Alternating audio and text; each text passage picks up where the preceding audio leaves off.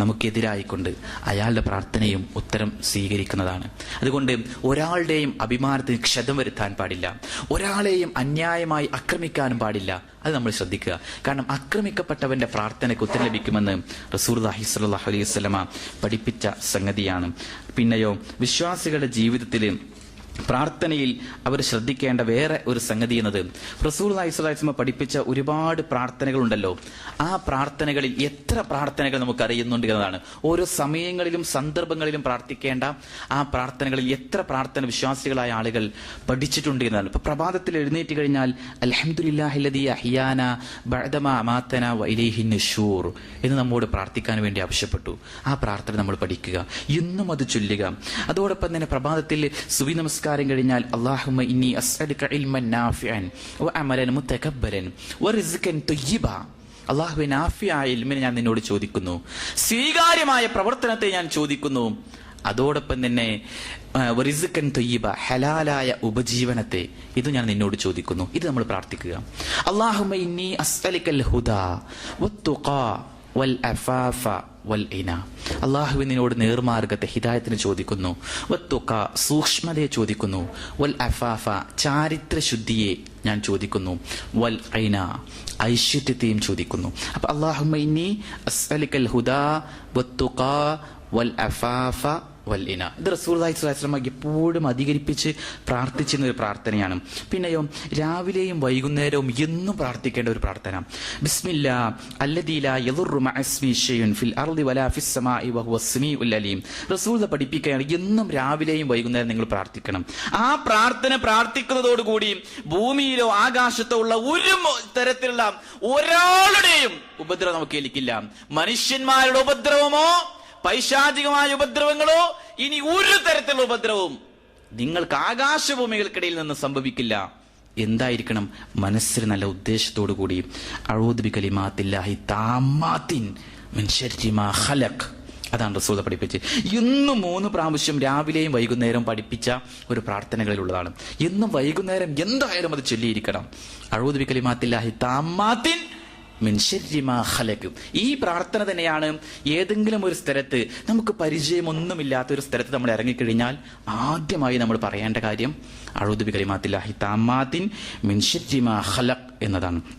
പിന്നെയോ എന്നും രാവിലെയും വൈകുന്നേരവും 7 പ്രാവശ്യം ഹസ്ബിയല്ലാഹ് ലാ ഇലാഹ ഇല്ലാഹു അലൈഹി തവക്കൽതു വഹുവ റബ്ബുൽ അർശിൽ അളീം. ഇത് എന്നും രാവിലെയും വൈകുന്നേരവും പ്രാർത്ഥിക്കേണ്ട ഒരു പ്രാർത്ഥനയായിക്കൊണ്ട് റസൂലുള്ളാഹി സ്വല്ലല്ലാഹു അലൈഹി വസല്ലം പഠിപ്പിച്ചു. പിന്നെ എന്നും രാവിലെയും വൈകുന്നേരവും 3 പ്രാവശ്യം നിങ്ങൾ പ്രാർത്ഥിക്കണം.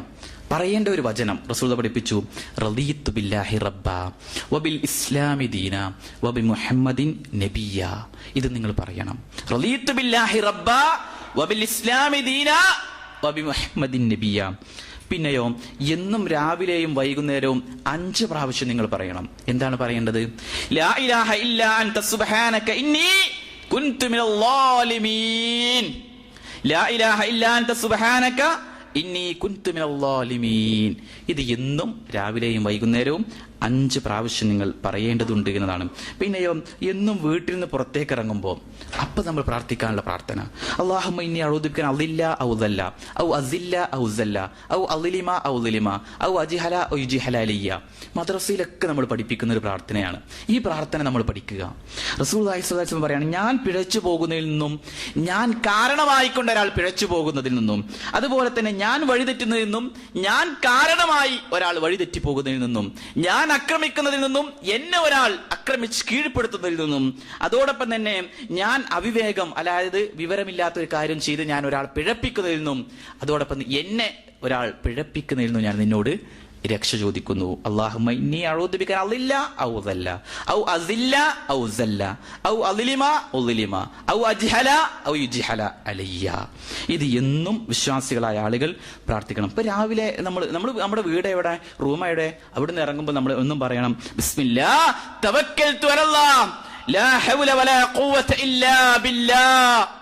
അല്ലാഹുവിലാണ് നമ്മൾ എല്ലാം പരമേൽപ്പിക്കുന്നത്. നമ്മുടെ സമ്പത്തും നമ്മുടെ വീട്ടിലുള്ളതും എല്ലാം, നമ്മുടെ നാട്ടിലൊക്കെ ആവുമ്പോൾ ഭാര്യയെയും കുട്ടികളെയും ഉമ്മയെയും ഉപ്പയെയും ഒക്കെ അല്ലാഹുവിൽ തവക്കുൽ ചെയ്തുകൊണ്ടാണ് നമ്മൾ ഇറങ്ങുന്നത്.